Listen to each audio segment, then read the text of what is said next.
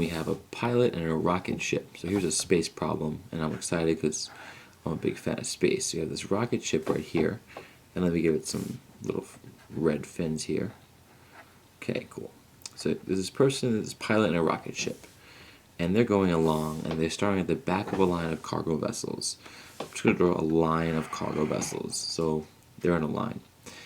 And what happens is the rocket ship rides to the front of the line, then the rocket ship turns around and rides to the back of the line of cargo vessels. So it's almost doing a loop. It's going to, here I'll do the green for the path of the rocket ship. It's going to go along to get to the front, and then it's going to come back. So the rocket ship is making this round trip, and it's starting at the back of the line, and then it's going back to the front of the line. Excuse me, starting at the back of the line, going to the front of the line, and then going back to the back. So it's doing a lap, basically. And the first step, it starts here at the back of the line of cargo ships. And so here's the back, and here's the front. It gets here to the front of the line, and then, wrong color, and then it turns around and goes back here. So it's making this round trip. And all we're told is that the pilot travels at 5 times the speed of the cargo vessels, and a line of cargo vessels is 500 kilometers long. So this is 500 kilometers, km. And we want to know how far, this is a typo, how far did the cargo vessels move by the time the rocket ship gets to the back of the line. Okay, so you have these cargo vessels, they're going along. As the rocket ship's doing this lap, how far are they going? It's surprising, we're not told anything about the speed of the cargo vessels, but we can still figure this out. This is very similar to the last video I made on overtaking, where these 3 people are moving along. Same idea here.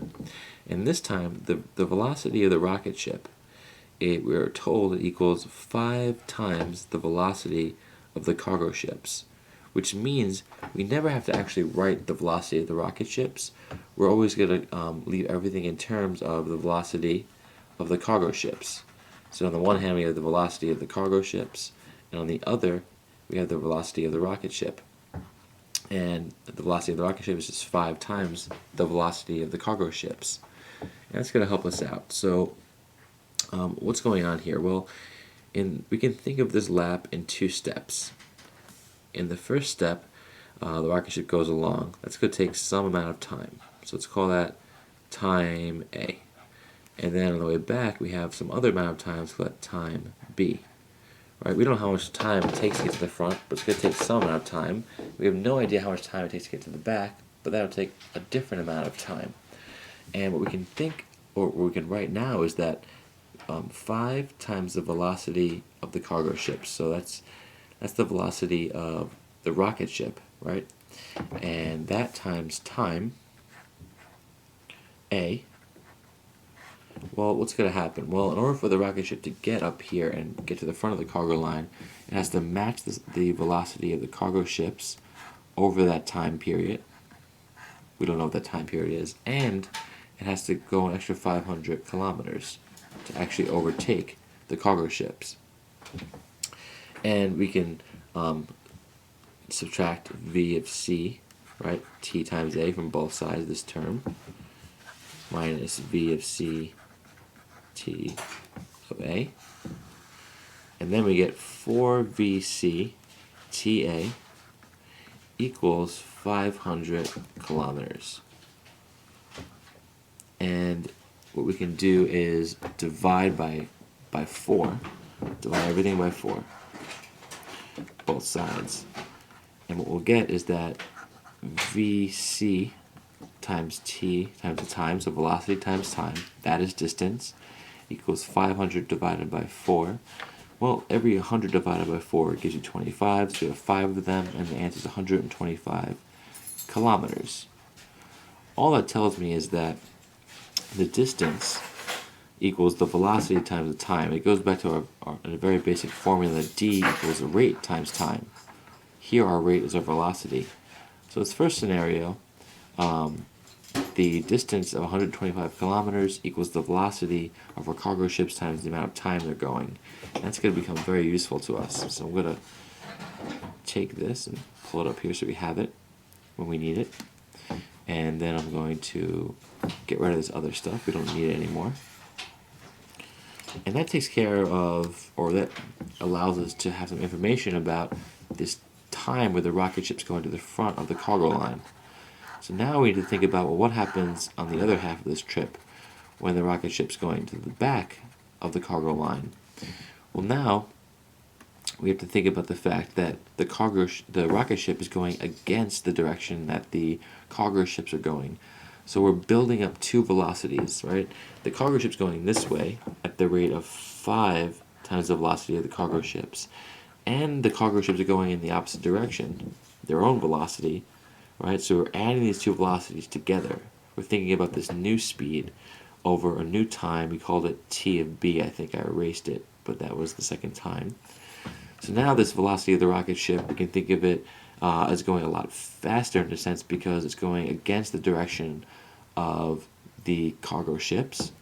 And that will equal, well, the velocity of the cargo ships over that time b, again, plus the 500 meters, right? Because it has to go over a distance of 500 kilometers, kilometers.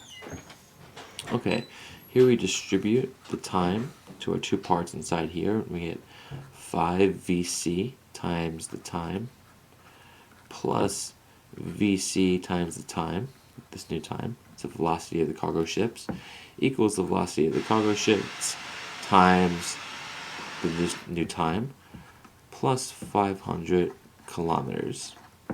And this is nice now because if we subtract this term from both sides, we cancel it out, and all we're left with is 5 times the velocity of the cargo ships times this new time b equals 500 kilometers. Now hang in there, this is going to help us out.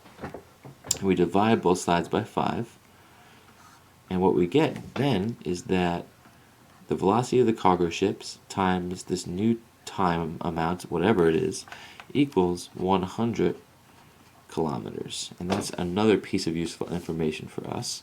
So I'm going to clear some of this out. We don't need that.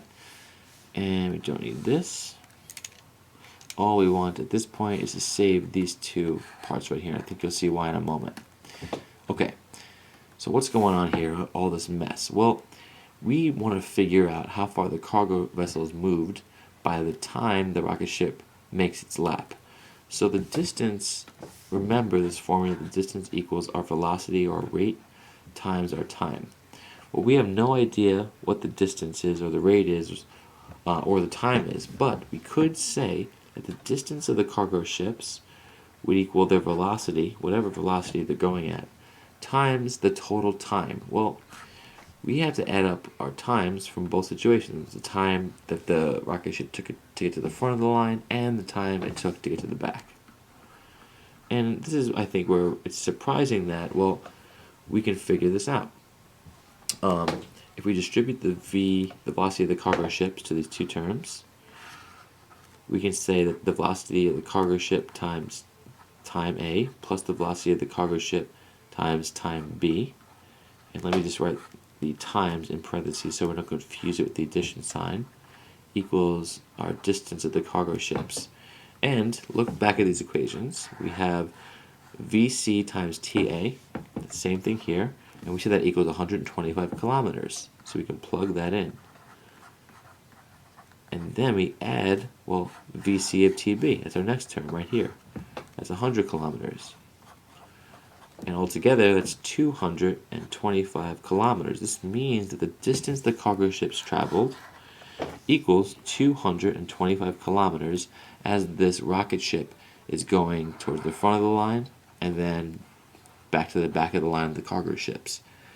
Okay, so that was a lot of different steps, but keep in mind, this is really cool because we're told only that the pilot of the rocket ship is starting here at the back of the line, goes to the front, and then it goes back to the back of the line, and all we're told is the relative velocities. We know the rocket ship travels 5 times faster than the cargo ships, and we know the cargo ships are 500 kilometers long. That's all we know, and that's all it took, and we could figure out how far the cargo ships went during this time without knowing their exact velocity and without knowing the exact velocity of the rocket ship.